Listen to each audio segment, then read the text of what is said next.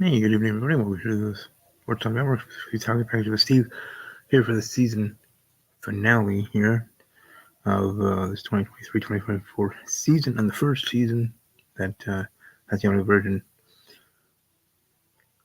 on Spotify. So thank you for the viewers and listeners alike. And I just wanted to start a little bit earlier. After this, I'll be on over at PSF for the men's basketball game for Badgers. So a busy night for me.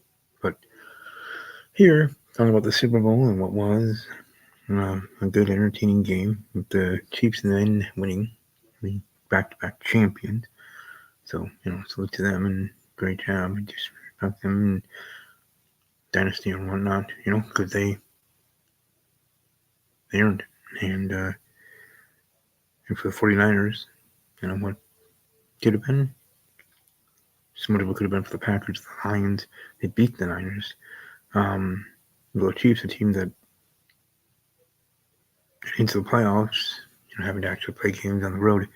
So, hey, maybe this when things should be slowed down, not stopped. Back at home, you're right, they're still going to have great seasons. But for the season specifically, maybe able down and them not to get to the Super Bowl, and all that. But as much as there was thought of a new AFC champion or whatever, they have successfully defended the title, and that's pretty cool, and I respect that, right? So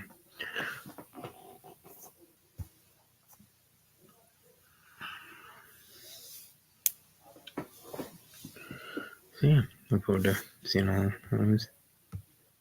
And to share here what my football handle is, because I am also live on X, formerly known as Twitter, on my main personal account, but this is the one for my show, where for all the retweets I do of my own stuff, my own posts on the other accounts, if I may account, but anyways, yeah, for those that are watching live, thank you, and welcome to share your thoughts on Super Bowl.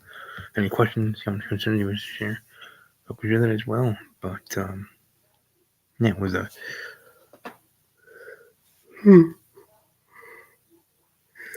dang, sorry, but no, it was a good game, battle.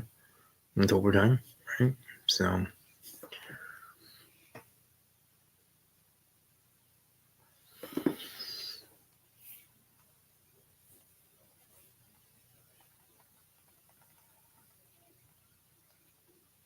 hold on.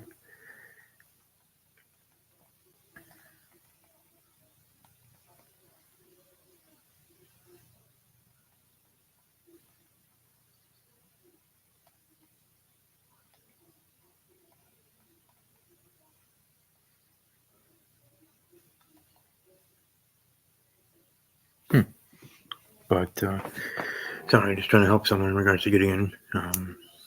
One of my guests for this evening, talk about sports here. But no, the Niners, they had a good season, right? NFC champions, the defending champion Eagles, falling flat, right? And so there's a new NFC champion, but the AFC side, things stayed status quo, and that's what it is, right? But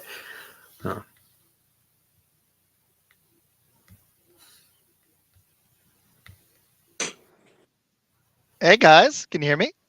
I can hear you. Can you hear me?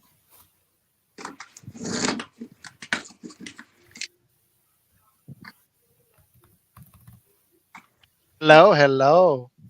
Hello. How you guys doing? I'm doing well. How's everybody? Doing well. Good. I just did a pre-record, a short little part one Packers free agency teaser. I'm going to put it up later. It was fun. Awesome. Yeah, it was it's fun running through Spot Track and all that. Yeah. Regards to the Super Bowl, Isaac, what were your thoughts on the game that was? Man, Okay, and I'm just going to warn you, I'm not feeling 100, but I'm going to give everything I got to this because I'm not doing anything the rest of the week other than some mock, some pre-recorded stuff. It just disappointed me because I don't put it all on Shanahan, but with those weapons, I really, really thought that they should have been able to scheme their guys open a little bit better. They kind of just let them sit on an island. They let Ayuk and especially, Kittle with the linebackers. That was crazy. He was injured, but that was also nuts. But they let Ayuk and Debo just get eaten up by McDuffie and Snead. And the Chiefs just won that matchup so decisively. And I didn't see a lot of motion. They only ran that trip stack a few times. They needed to be creative in the ways to get the playmakers the ball, and they didn't. And they only got McCaffrey the ball in space as a receiver a handful of times in the game. I got to put this one on Shanahan. I just think the Chiefs had slightly inferior talent and they over-prepared, and it made the difference in the game. And I'm disappointed with Shanahan for that, honestly, because Reed it's not just Mahomes that's the best quarterback. Reed is the best coach right now, and Spagnuolo is one of the best defensive coordinators. And that quarterback and coaching is going to trump talent when it's close. So that's what I thought. It was a really good game. Don't get me wrong. I wasn't a huge 49ers fan in this one. I'm a little over the Chiefs. I was very impressed with the Chiefs D, and until they lose either Chris Jones or Kelsey, they're going to be the team to beat. But the 49ers blew a really golden opportunity here. Yeah, no, I understand that. Also, to welcome our other guest, you see there, Darren. He's you can say a battle buddy of mine in regards to PSF, as he represents and covers the New York Football Jets. Nice, man. So even though I didn't get to know him during the whole seesaw of the Aaron Rodgers situation during the offseason, the past offseason, I have gotten to know him during the regular season and jumping some of his live streams and him and ours on the Packers side of the PSF MediaCasters. But anyways, Darren, you have the floor. What were your thoughts in regards to the Super Bowl from your end, sir? Well, first off, I got to tell you that with your Packet coverage this year was excellent. And just truly what I want to say. Here's my thoughts on the Super Bowl. Not trying to be just like other side of what people are thinking. I thought it was a very boring Super Bowl. I thought it was it was the first half, yeah. It was two very, granted, a couple of star players, but you had two teams that were okay, not great, going into a Super Bowl, and you saw bad football. One thing, and it's another I want to praise. I love that the referees kept the hankies in the pockets, and there was no egregious calls. And the calls that were made, I thought, was spot on. I'll give you some great examples. You had a beautiful double team to cause a fumble on that first drive. I mean, that was just wonderful defense by Kansas City. And I like what you mentioned. Their defense played very, very well. Halftime, Andy Reid goes in, makes some adjustments. Kyle Shanahan, I've seen him do this with the Jets. I saw him fail miserably when he was with Atlanta. Then he fails again. The man doesn't know a halftime adjustment if he had in front of him. Why he did not run the ball, his team obviously didn't know what the overtime rules were. It was real football. Good call, man. They didn't. That's preparation. The Andy Reid had the Chiefs aware of every scenario, and Shanahan didn't. Man, that was a good point. And again, that doesn't take anything away from Mahomes and Kelso and some of these other guys that played well. I expected more of it out of the Super Bowl. I was quite bored. I know I was seeing that on Twitter. I'm sure you were too, Isaac, in regards to the game being boring to some as the game went on. And I could see that, as we were watching with me and my family, my best friend was over and all that, and just being, boring in a way, but interesting and fun for the fact of for me cheering for the Niners, and how they were doing at times, So, but was always thinking that maybe there would be that moment where it would break out and someone would be leading big or a big lead and something like that, and that team would be able to hold on to it or something. But it just kept going at this slow pace. But both defenses came to play, that's for sure, in regards to the start of the game, and Barack Purdy, I think did well, but there's just moments where his inexperience got the best of him too. So I think all those what do you want to call excuses, situational things, whatever it be, would it be, and it be the facts that for me being the reasons why the 49ers lost. And now heading into the offseason for the 49ers, their own window here for the Super Bowl and the playoffs, it be what it be. But, heading into the game, I thought there was going to be, much more of a chance for the Niners to get this win and be able to take down the Chiefs. Just as much as I thought Buffalo or Baltimore was going to do that in the AFC. Then again, I also thought the Packers or the Lions were going to take down the Niners. So, on both sides. So, it being the matchup that not all of America wanted, but, still had a somewhat enjoyable, good Super Bowl game. But, regards to the game, like at halftime, Isaac, we get to halftime and it's where people to be there. What were your thoughts then at that point and into the second half of what you thought in regards to the 49ers' chances, let alone what actually happened after the second half started?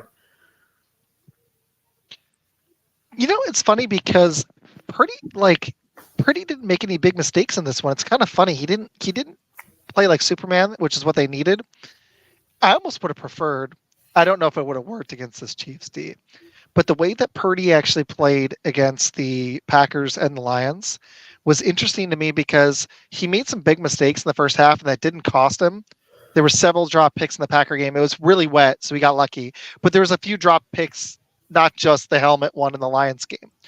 In this one, he played more reserved, and I don't remember there being but maybe one, and it wasn't even really that catchable. It was been a really tough pick. I think it was Reed. I can't remember the player, but there wasn't any of that. It was so weird though. There just wasn't anywhere to go with the ball. And I think Darren nailed it. This guy, Shanahan, does not know. I really hate just putting on coaching because it's not. The Chiefs, it's not just coaching. Like Mahomes did what he needed to do outside of that pick to win this game. And the one thing that disappointed me with Purdy is he didn't use his legs in this game. He didn't make any. He didn't really there wasn't any deep passes significantly in the game either. Like, what was his longest throw all game? 20 something yards. There was no deep shots. Mm-hmm. He didn't use his legs. He only had 3 rushes for 12 yards, which I found disappointing because Mahomes using his legs ended up being the difference for the Chiefs. And Purdy had used his legs against the Packers in timely runs and then did the same thing against the Lions. Those 4 runs for 54 yards were key. They just did. The problem is the 49ers never put the Chiefs away, and you have to. You have to put Mahomes away. The Bucs in that Super Bowl they won, there was no doubt they were going to win that game. You kept thinking maybe the Chiefs would come back, but it was really never in doubt, especially from the third quarter on. And the problem with this game was the 49ers never put them away. They had that 10-0 lead, but they never got clicking on offense. They let the Chiefs hang in there. The stupid special team stuff happened that ended up being crucial. And I say stupid because it was kind of lucky. The extra point block was nice. That's rare. And then the punt return, that was kind of fluky. The guy could have tried to wave him off, but the way the ball was coming in, I guess he put that on the returner to wave the guy off, but he had to try to dive on it. So those end up being crucial. What stood out to me the most, though, is just that Purdy didn't make enough plays that were needed. Greenlaw going out was a huge momentum swing, and then Shanahan, it's like watching a chess game, and he was playing chess here, or it felt like he was playing checkers, and Andy Reid is just on another level. He just is. And Spagnuolo, honestly, I don't know if I can think of a better DC in the game right now. That guy's got that defense humming. Yeah, man. It's a tough one for the 49ers. I don't know if the 49ers recover from this. I don't think so. In a tailspin, but they had this game. Mm-hmm. They let it go. They allowed Mahomes, and when I say allow, he did it. He drove the length of the field not once but twice. Last drive, overtime, and he was able to do it. And I love what you said. Think about the pivotal play. Fourth down, they score. I mean, they get the first down. That absolute next series, Mahomes runs right up the middle. And now you don't know what you're doing. You're off. I would have at least called a timeout and really kind of scheduled things, and that didn't happen. Um, little subtle things like if I'm forgetting this or getting this wrong, please let me know. But I know when San Francisco was humming or cooking, there was a guy on I believe Kansas City. It could have been the other way around, but I believe in Kansas City. His finger hurt. So what did he do? He sat. There was a timeout so people can get their breath. It's very subtle. Ring finger. Yeah, I mean, very, very subtle. I mean, that's the game within a game. And the 49ers don't play that game, and it's unfortunate for them, but this is a devastating loss. I think about my back in, what was it? I forget, when they went to Denver, 10-0 lead going into halftime. Byers makes a fumble. They've never been back. They got that close once before, but the team was terrible. You get that close, it's not easy to get back. And they gave it up. They yacked it up. And I'm telling you, the reason they took that ball in overtime first was because they thought it was regular season rules, where if they scored a touchdown, they would have won the game. They had no clue that the rules were different. That's my opinion. I can't prove it. That's what I think happened. Right, because I know there was a question in regards to fans, the 49er fans or NFL fans, like why do they want to have the ball first? I didn't have too much of a problem with it at the moment in the time, even with obviously knowing that things have changed. But then again, I had my best friend, like I said, with me, and he said, well, it probably would be better to kick it off and have it second. And I go, well, I don't know. I mean, for me personally, I would like to have the ball first and see if we can run it down the throat to get a touchdown, and then they have to march and get a touchdown and put that pressure on them.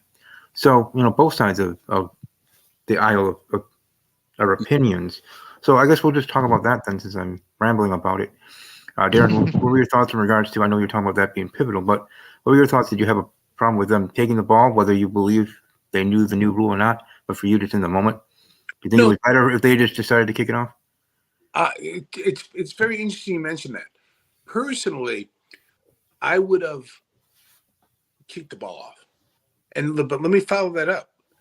Here's another thing I would have done. The most boring play in all the sports.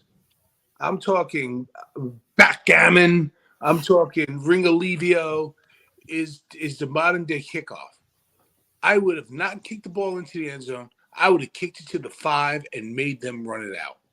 And I would have pinned them and hopefully pin them down on like the 15 or 20.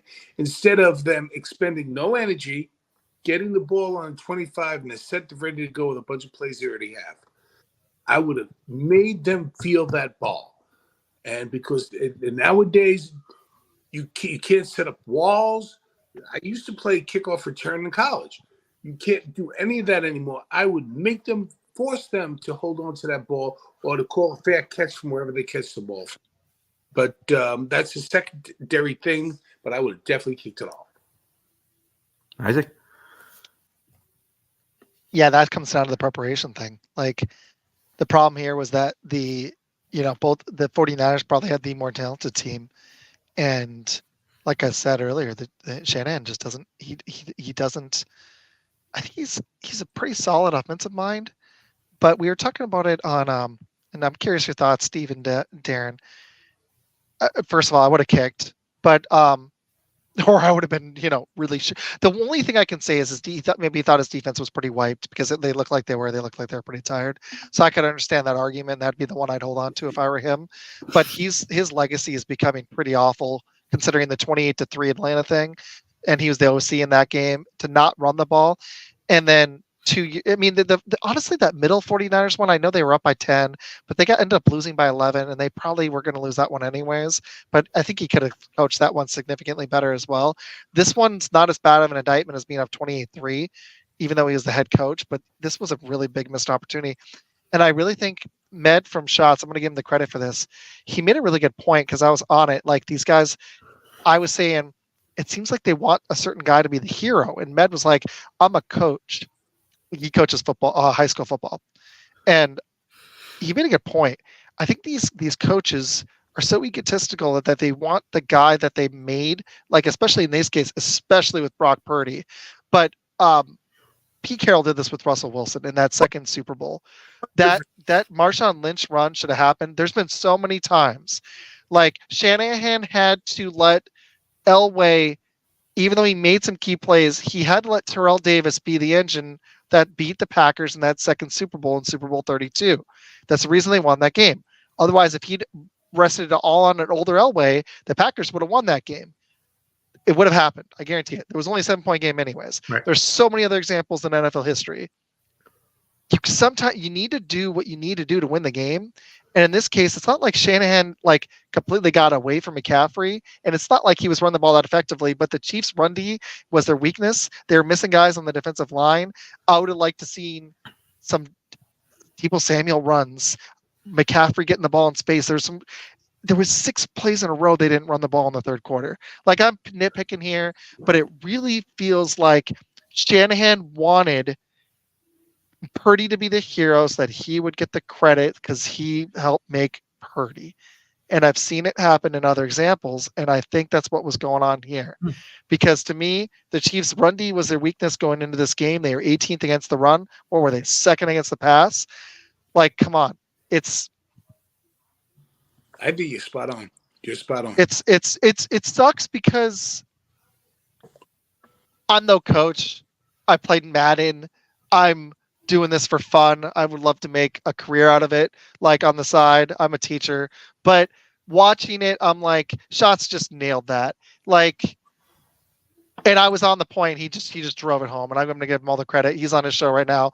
Otherwise, he'd be on here, and I'll be on Blitz later if y'all want to check it out. In about 40 minutes, I got to bounce in like 35. So you guys should come check it out because we're going to hit this point, and we're going to talk some other stuff.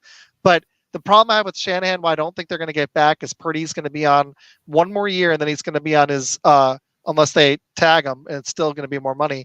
He's going to get paid, and then they're going to be losing guys, and they're going to be moving out of their prime. So if they don't do it this next year, it's done, and Super Bowl hangover's real. So good luck, especially with the Lions coming back, the Packers coming back. I think the Rams are going to be tough in the NFC. I don't believe in the NFC East or the South, unless, I mean, I like the Bucs and Baker, but I don't see either of those divisions.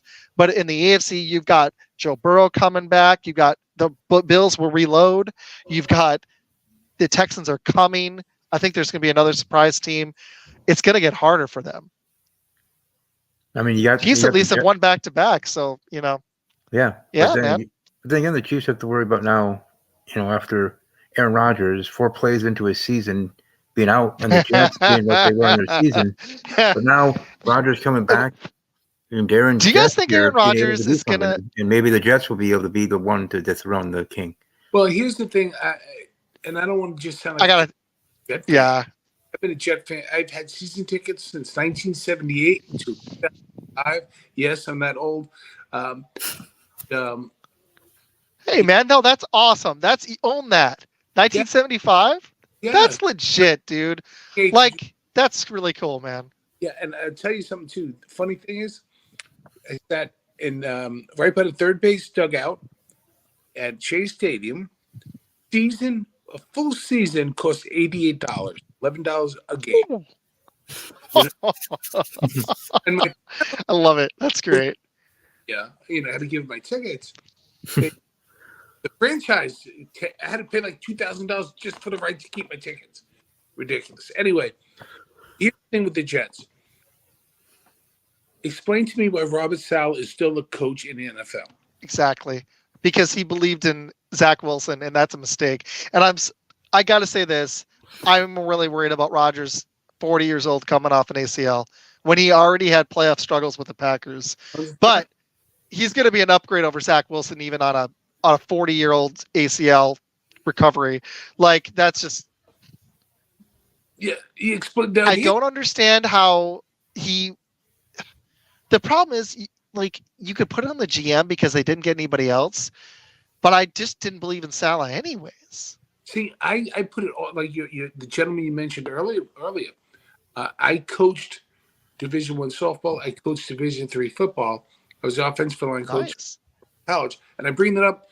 Explain to me now, wait, what Robert Saleh did in any way, shape, or form to help Zach Wilson.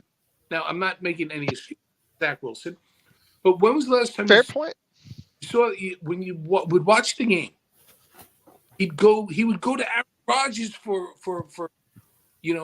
confidence. What's going on this play? He never went to Zach Wilson holding a towel, wearing his little brother's T-shirt. The guy's a mess.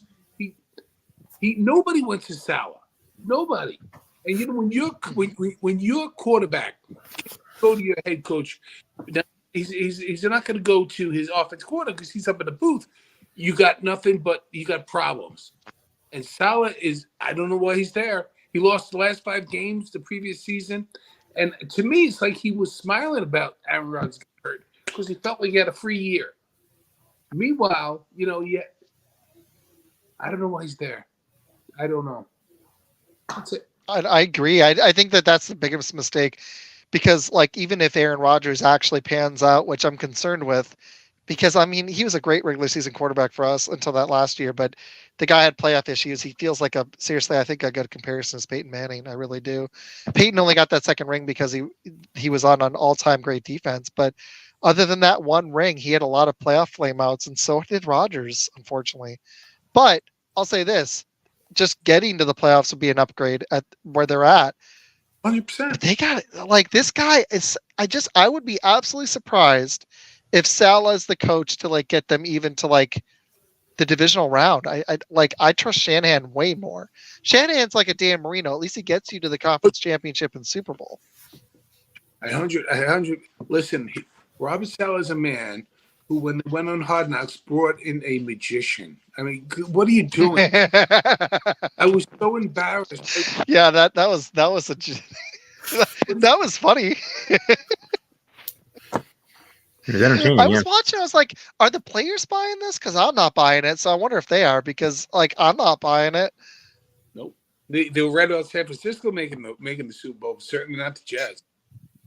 Hey, you two. I'm sorry, I don't want to monopolize things, but here's another question I had. I wanted to ask this of you both, and again, thanks for having me on.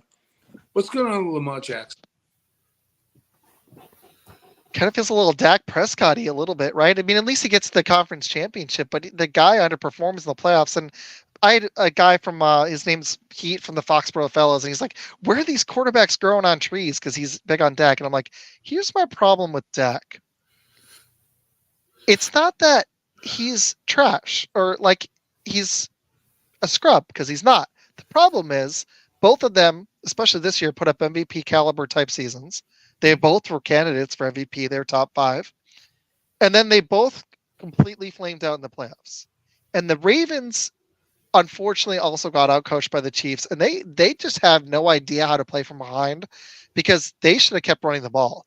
Again, especially with Lamar's feet, but just pure runs. They only ran the running back 6 times. That game was nuts to me. But this guy, like, I really wonder, I'm even more worried for Baltimore than I am for San Fran, because Baltimore's got a gauntlet in the AFC, and the NFC is a much easier conference to be in. So I don't see Lamar getting a better opportunity. He is younger than Dak, but do you guys see him as a Super Bowl winning quarterback? Because I'm going to have to see it to believe it. Like, I've got more faith in Lamar than Dak, but it's not by much. Right. Dak's playoff game against Green Bay was stat padding the second half. I watched that entire game. The first half, he had 2 picks, a pick 6. He almost had a 3rd pick. They didn't throw a touchdown until 2 seconds left in the first half. They were already down 27-0. The game was over. That was awful. Awful. I mean, Lamar Jackson, who is a great player, a dual threat in regards to a running game with his legs. He is the now reigning defending MVP of the league, but just in the playoffs, he just comes up short in the brightest moments, right? In the biggest spotlight, and not being able to get it done. And it's almost like he forgets what brought him there. What his greatness during the regular season, He was just not there in the postseason, which is why the comparison with Dak is equal because that's the same thing. He could be MVP type stats, play, and even team, Baltimore Ravens, Dallas Cowboys. But then when it comes to the playoffs, they forgot what got them there, and they forgot almost like how to play football, almost, and get either destroyed like Dallas did, or just beaten and outcoached like the Ravens did. So another question in regards to Lamar Jackson, what I think about him, I think he's a great player. I don't think he'll be winning a Super Bowl anytime soon. I think their window is closing in Baltimore. Mm-hmm. So, yeah, they got to get a running back with him, or they're going to need to get another receiver. The AFC is a beast, and it continues to be. So as it reloads, and now you have the Texans and the Jaguars also trying to be in the mix again, and continue to be. Let alone Joe Burrow's coming back. Yeah, Joe Burrow. I know we already talked about the Jets and Aaron Rodgers and what could be. And then the Bills. And don't forget about the Dolphins. They're kind of, but they're still pretty good with Cheetah there. But see, I think, and excuse the mixing of the sports, but I agree with what Mike Tyson says. And I think, and that is, everybody has a game plan till you get punched in the mouth. And I think that's Dallas too. They get punched in the mouth. They have no response. Yeah. And Baltimore is very similar. I think of them as similar teams, unfortunately. Unless they're the ones doing the punching, yeah. Yeah, I think when they get punched back by an elite defense, they get a little squirrely. Now, and they turtle up. I'm not saying anything like that. They get in their own head instead of just letting the game play. They just, when they play those tougher defenses in the playoffs, and that's why it happens. I mean, that's what happens. To me, in my opinion, I mean. They just tighten up like that is not Lamar Jackson I saw week 11. Nope. That's not. It's not Lamar Jackson. Man, Steve, I've had so much fun both times on your show, dude. You have such a cool show. I just want you to know, both times I've been on, it's been a blast. Darren, you're awesome, man. Right back at I've looked up Lamar Jackson. I don't have his rushing stats. I'm a little disappointed by this, but so he's 2-4 in his career in the playoffs. Dak has a similar record. I think he's 2-5 now, actually. So really similar. And I could pull up Dak's in a second. But Lamar's playoff stats to me were interesting. This is just his pure passing. That first playoff game he lost, that was his first year, rookie. He had 194 yards, which was shocking. 2 TDs and a pick. I think that was that first one where he barely started that year. Okay, so we're going to give him that one. Next year he comes out in the divisional. He has 365 yards, and they lose as the 1 seed. So, you can't put it all on him, but he did have 2 picks and didn't play up to his standard. I think that was right before his MVP season. That was in 2020. Okay. So we're going to give him the benefit of the doubt. He's 0-2 in his playoff career now. Next year, 2021, he comes out, wins the wild card. He finally wins a playoff game. Only has 179 yards passing and a pick. The next week, they lose to Buffalo in the divisional round. He is now 1-3, only 162 yards passing and a pick. Not a good game. He is 1-3. This year, he finally wins another playoff game, beats Houston. They destroy him.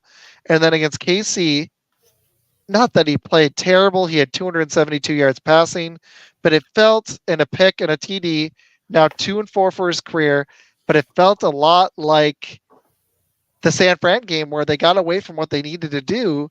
And it was like they wanted Lamar to be the hero, but you're playing right into the Chiefs' hands. Their pass D is what makes them special. They probably have the best corner tandem in the league. And to attack that is just, and not even by using motion or receiver stacks or any kind of trickery to try to get Snead and McDuffie off their best 2 receivers, but probably Beckham and Flowers. They've got some other ones, but that's playing right into the Chiefs' hands. Don't you think, guys? That was what blew my mind. It happened 2 weeks in a row against Andy Reid. These teams did this, and I was just watching. I'm like, well, I don't think you're going to win that way. I just don't. No, I agree. I mean, the Packers were able to beat the Chiefs, and it was in the regular season, but they were able to do it with Love playing under duress. He's got a special arm. It was in Lambeau, but we were able to neutralize Pacheco and neutralize Kelsey, and the reason we won is we had a plethora of receivers, and the problem with San Fran is Kittle didn't make any plays, and their second best receiver in the game was Jennings. Mm. McCaffrey was their leading receiver, and then it was Jennings. They couldn't get anything else going. Right. No, and I think you're right. And you know, the Green Bay game you mentioned, Love. He plays not with reckless abandon, but he plays with the confidence that, hey, here's what I'm going to do, and if you can stop it, great. And if you can't, all right, move on. That's why I think we've got a chance, because I think this dude's got the arm talent. If we can get a defense, I think we could be a real contender. But that's the big is if we can shore up the defense. And honestly, we got to get. I love Jones, but we're gonna have to get a younger running back at some point, and he needs a running game, because if when Jones was healthy this year, man, 5 straight 100-yard rushing games. That coincided with the Packers. I could talk Packers all day, but that's what made the Packers special, was when we were balanced on offense, because it opened up things for Love, and he was able to continue to build chemistry with the receivers. So I want to bring Jones back. I'm just hoping they either get a free agent.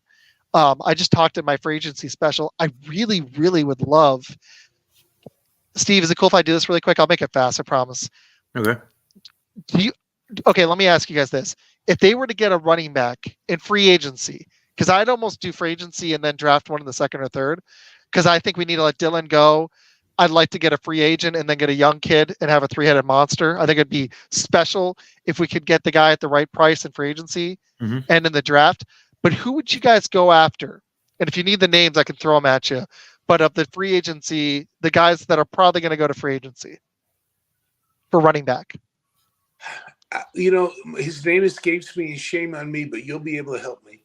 Played for Minnesota last year, had a cup of coffee with the Jets, ended up on the Ravens squad. He would be perfect. Oh. I hadn't thought of him. I'm not sure. I'm wondering how much he's got left in the tank. That's my only concern. It's Delvin Cook. But that's my whole thing. Low risk, high reward. I'd bring him. That would be an interesting signing. Yeah, I hadn't thought of him. I like that one. Saquon Barkley might be available. Might be. He'd be a high price tag. I got 2 names. I like Derrick Henry, because I think at 30 he might take a discount to play with a team that he sees as a possible contender. And if we bring Jones' cap down and we had Henry and Jones, they'd both be 30. But I see them both as special talents that have just enough tread left to make a difference on a possible contender. And that's when I would go draft a kid in the second or third to come up behind him. And I think that would take so much pressure off Love. The other one, I kept bouncing around with it, but I think he'd be cheap. Would be Zach Moss, because I don't think Indy can re-sign him. They got Jonathan Taylor, and Moss was a beast this year. We might be able to get him on the cheap. It might be possible. That would be a good get, but I think they have to find a way to keep him. I would imagine he's so. Good. The problem is they're paying Taylor so much, but they don't have a quarterback. So they might just resign Moss, because he was key. I'm not big on Pollard or Jacobs personally. I think Jacobs, I wouldn't touch it for the money. And Pollard, I think the Cowboys are going to try to bring him back anyways. Austin Eckler is the other big name, but he was really banged up this year, so I'm not sure. He also may be on a discount, so it's possible. No, I just wanted to tease my little free agency thing, but I also like talking it with I always like talking Packers. I have a philosophy question. Can I throw it at you both of you? Go ahead. So I talked about this with another sport this morning on a social media post I made. All things being equal, who is the backup quarterback on your team? I love the savvy veteran. I love the veteran. I don't like the rookie in the backup role. I like to have that backup veteran quarterback be that guy, whether it's Earl Morrill who came in for Bob Greasy, whether it's that person who can come in and he's not going to be too frightened of the stage, might not have the greatest arm anymore, but he is not afraid to get in there, mix it up a little bit. I like the savvy veteran, and I'd like my rookie be my third string. Now, I'm not saying that's right or wrong. That's my philosophy. What are both of your philosophies? It's interesting. If they can free up money, there's some names I kind of like. I thought about that too, because Clifford actually looked decent, but if Love were to go down, it would suck, and it might actually help his development even more. So I'd be down for the right price. I don't want to spend a ton of money on it because they have so many needs on defense. And honestly, I kind of want them to be aggressive on offense. But let's say like a Joe, I don't think Joe Flacco would do it. But like, but he's the kind of guy we're talking about, right? Kirk Cousins is going to want a starting contract, but like maybe a Tannehill, even though he might also want a job. Mason Rudolph's going to want a job. Winston's going to want a job. So we got to get a guy that it's just if Love gets injured, or it's really just kind of to continue to mentor him along. That's not going to push him because we know Love is it. Like, unless we're wrong and it was just a 1 year awesome deal. But he looked like the arm talent looks special. If he continues to work on the accuracy, and he looks like he's hungry, that's the thing I've been wanting for a while. Rodgers wasn't into all that stuff the last few years. So it's the one big difference between this team and the Rodgers teams is this team felt so together. I appreciated that. Like, it was a bunch of young kids trying to work on this together. It wasn't an old guy with a bunch of young kids, because that just doesn't typically work. And unfortunately, Rodgers also, he likes the attention. But if the right person was out there, I'd be so down. The list I'm looking at, I can't figure out who it would be. You got Kirk Cousins. Wait. I think I know it. I got one. If the Giants let him go, it would be Tyrod Taylor. I like that. I love him. Let me tell you something about that kid. That's the name. I was like, he's not on my list right now. I like that one. But he's the guy. He's the guy, the kind of guy we're talking about. He's not going to blow anybody away, but he's not going to be a knucklehead out there. He's not going to make a stupid mistake. He's not going to turtle up. I love that. That's good. And I think Winston, he's got to realize that, I'm sorry, you can have another 5-7 years in this league if you take this wonderful job as the backup in the league. Ryan Fitzpatrick made a career of it. The one thing with Winston, I'm wondering, is if the Saints might bring him back on a cheap deal, and if Carr sucks again, maybe they hand the keys back to Winston. But I agree with you, because as big of an arm as Winston has, he doesn't have the accuracy. And I personally, if I was the Saints, I'd start Winston over Carr because it's at least more fun. And with Carr, I kind of think you're going to keep getting diminishing returns. But I also don't believe in that coach. I think that's one of the worst quarterback coach tandems in the NFL. The only reason they're competent is their defense, and they keep somehow getting talent at receiver. But the only thing with Winston is I'm wondering if the Saints might bring him back on the cheap, because they're paying Taysom Hill to be a tight end, and he's not really a quarterback. So the problem is they paid Carr so much, I don't think they can afford to bring back Winston. So, man, that would be fun, wouldn't it? Like, have Jameis Winston come in as a backup for a year on like a $5 million deal. I would absolutely do that.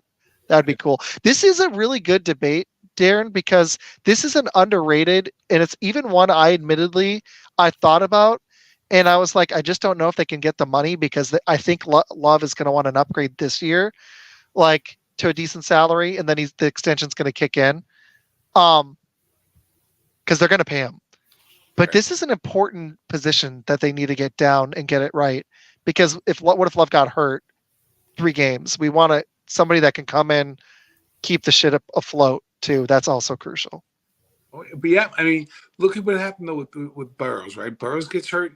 Oh man, Browning was actually solid. I kind of liked him. I'm sorry? Browning was actually kind of solid for them. I kind of liked him. The Browning rifle, he looked very good. He was actually, like, shockingly, he almost got into the playoffs. That was fun. It wasn't Joe Burrow fun. That guy. See, the thing is, if the Bengals play their cards right, which is going to be really difficult with all their free agents, they have to decide between Mixon, Chase, and Higgins, and I only think they can keep 2. So they're in a world of hurt there on offense. But if they play their cards right, land a rookie, that is the only guy that's still in the NFL that's beaten Mahomes. Yep.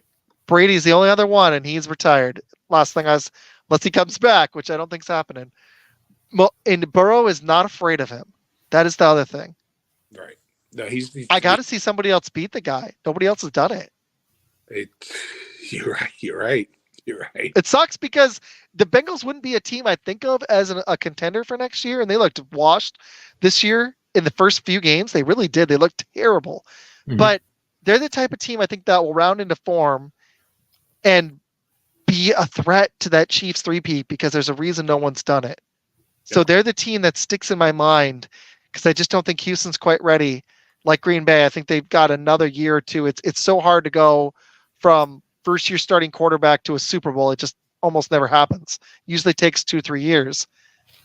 I think the Bengals will be that roadblock this year if they can figure out their free agents. We're gonna see. It's gonna be fun. Darren, I like that thought, man. I'm gonna pitch that on my show. The backup quarterback thing. I like it. Also, I want to bring you guys both on for a Packers special. I'm going to do one in March, but I'm going to do some pre-recorded ones. So we should do one. That'd be fun. I would love it. I would love it.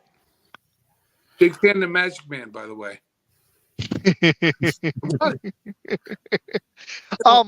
I was looking at other names on the quarterback list really quick. You got Kirk Cousins. Baker was one of my favorite stories this year. I hope the Bucs are smart. Yeah. Where can I ask you guys? Where do you think Kirk Cousins goes? Do you think Minnesota keeps him, or do you think another team? Because he's going to ask for like 40 to 45 a year for 2 or 3 years. So what do you guys think? Do you think Atlanta ponies up? Do you think Pittsburgh does? The Jets won't because they got Rodgers, but those are 2 teams that need a quarterback. Seattle, I don't think they're going to cut bait with Geno this second. Atlanta and Pittsburgh are the 2 of the teams that stick out to me. And I would think it'd be more of an AFC team, so maybe Pittsburgh. I was thinking if they wanted to trade quarterback for quarterback, if the Titans are really sold on their former rookie quarterback there, they can have a swap, kind of like the Rams and Lions did, of course, right? With Stafford and Goff. Well, they can have here with Tannehill and so the Vikings and Tennessee. I think Tennessee's going to move. So because Tannehill's a free agent, I think Tennessee's going to move on to Levis, and then Pittsburgh is got a Pickett decision, and I'm starting to think I don't think they're going to keep him as the long-term starter. I don't know. I think they might move on. I think Cousins comes down to having to make it money aside, and that's a major thing. Do you want to go to Pittsburgh? Because I think Pittsburgh has no quarterback right now. I mean, they have 2 guys. Exactly. I'm not ready for prime time as a starter. I think Cousins goes there, gets some wonderful coaching from a long-standing coach with a lot of panache. But you're going at AFC Central. I mean, you're going against the Bengals, right? You're going against the Ravens. I mean, you better be committed because you cannot half-ass it, excuse my language, in the AFC Central. I think if he goes back to Minnesota, playing indoors, let's face it, not the super tough division, a good division, black and blue division. I'm sorry, what's funny is I think the NFC North next year, if the Bears play their cards right, could be really tough. Agreed. Could be a battle. Like the Bears have got the number 1 pick, they got the 9 pick. You got Detroit and Green Bay, who both made the divisional round. You're right. I can't. And the Vikings look like the low. They look like the low team there, even though they've got weapons on that offense. And the defense played well, but they got a big quarterback decision to make. So does Chicago. I don't see Chicago picking up a free agent quarterback, though. They're either going to stick with Fields or they're going to draft a kid because they got that 1 spot. They got the number 1 pick. I'm going to be talking a lot of Bears stuff the next few weeks. It's going to be a lot of fun. But if the Bears play their cards right and flip the 1 pick, they could get a bigger haul than last year, which is kind of nuts. I agree with Martian. I think the AFC North and the NFC North might be the 2 toughest divisions in the NFL, especially because I honestly think let me ask you guys this. If San Fran falls out, who are the next 2 teams you think could be in the conference championship if San Fran does have a Super Bowl hangover or an injury or something? What do you guys think? I would say the Detroit Lions, for one, be able to get past, their situation. Dan Campbell, he's a gutsy coach. They're going to live and die by him going toward 4th down. They're going to just be balls to the wall, and that's what got him there. And I talked about earlier in regards to, those quarterbacks forgetting what got him there. Well, Dan Campbell kept that going, even though it was detrimental and it didn't help for the win. But I think the Detroit Lions be able to reload, reset, and get some good pieces in the draft and whatever they might do with trades and whatnot, there. But free agency. But I think the Detroit Lions, I think, would be my number one team beyond our own team, the Packers. But I think the Lions would be a team to be able to take over for the 49ers if they struggle. Um, also for a team that might be able to reload and reload well, is going to be Tampa Bay. I really, hopefully They're they an got Jay interesting there, one. and I think they could be able to do something. So Detroit and Tampa Bay, ironically, the teams that faced each other in the playoffs, would be able to, if they don't face each other, be able to take over for the Niners if they're not able to make it themselves. But yeah, Darren, what say you in regards to your teams you think could be able to take over the NFC if the Niners slip? I think you hit it on the head. For me, I think it's Detroit. I think it's Green Bay. I think it's Tampa. I think it's one of those three teams. I think the big team that takes a huge step back next year is the Eagles. I think that they're a team that was bleeding as it is. And I'm not looking for the last one. I'd say they lost to the Jets. I mean, that tells they just lost that game. I mean, pure out. They lost the center, as we know. Questions about some of the play calling and in the locker room. I think those are the three teams, and I think in the NFC right now, I think Dallas's window is closed. I I think think that so too. North, There is but the Rams. The Rams. Now the Rams. I'm going to no, hit that in a minute. I'll let Darren finish. And I think the Rams could be tough. good call. I forgot about the Rams. Good call. They're the only other team, though. If the Bucks play this right, I think the Rams because Kyron Williams was a stud, and they got Nakua and Cup. If Stafford stays healthy, they're going to keep being able to reload on defense because now they're out of salary cap hell. They're the only other team. I don't see anybody else. Like the Bucks would be the one team in the NFC South if they can get Baker back. But the problem is, are they going to keep Mike Evans? They got a lot of free agents. They got Devin White. They got Levante David. They got a lot of free agents, and they got to pay Baker. So it's my only concern with them. I don't really believe in Bulls, but I really like Baker on that team. So I do think it. I'm not trying to just be a homer. I think it actually the NFC Championship next year.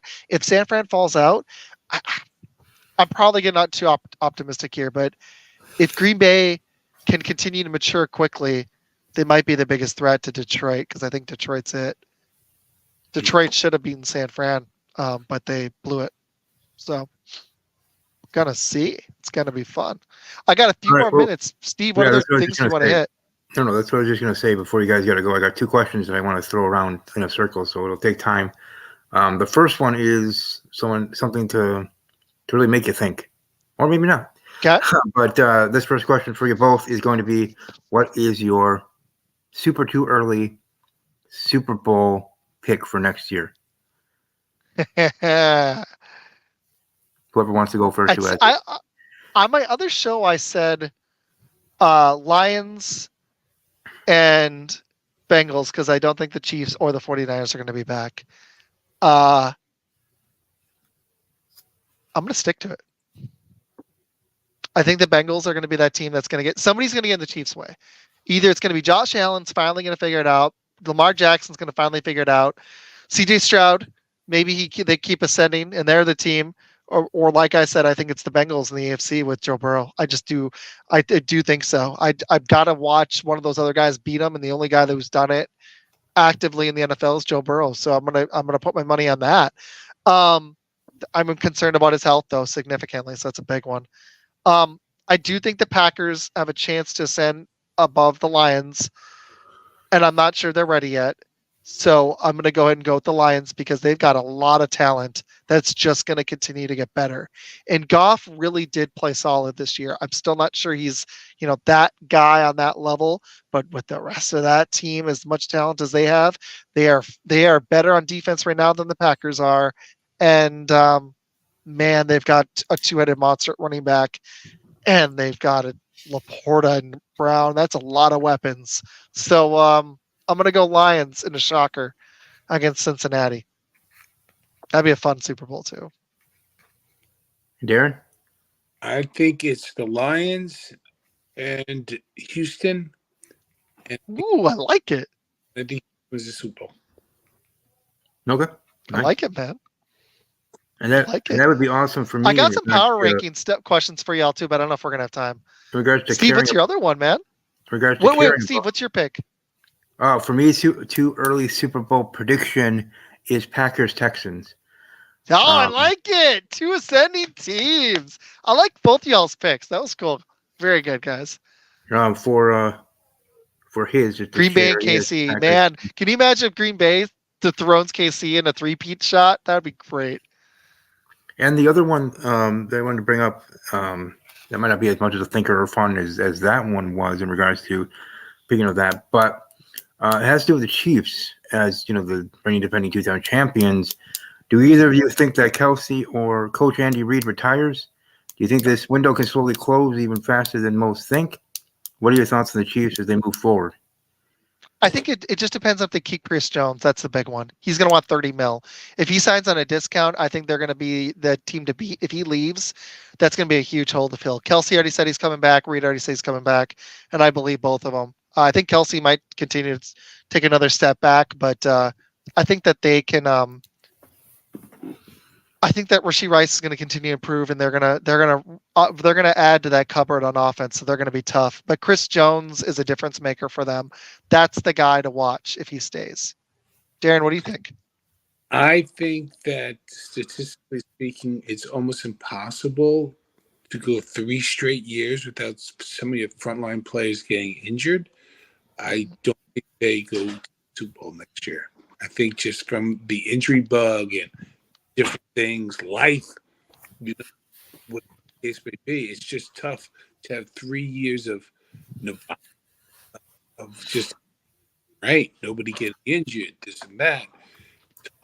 I mean, so I think that it's going to be more of a situation of off the field or injuries that happen that make people not be able to go on the field.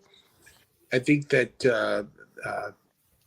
they're not in the Super Bowl discussion. I think they made the playoffs. But, Shots. That's my buddy. I'm going on his show in a minute. Nice to see you, dude. Okay, I got a question for y'all. Can I toss one at you guys? Yep, Let's say the Packers spend money and sign a big free agent. Who do you think that we see them sign in a few weeks? I can give you names if you need names, but I'm just curious. Who do y'all think they sign? What position and what player?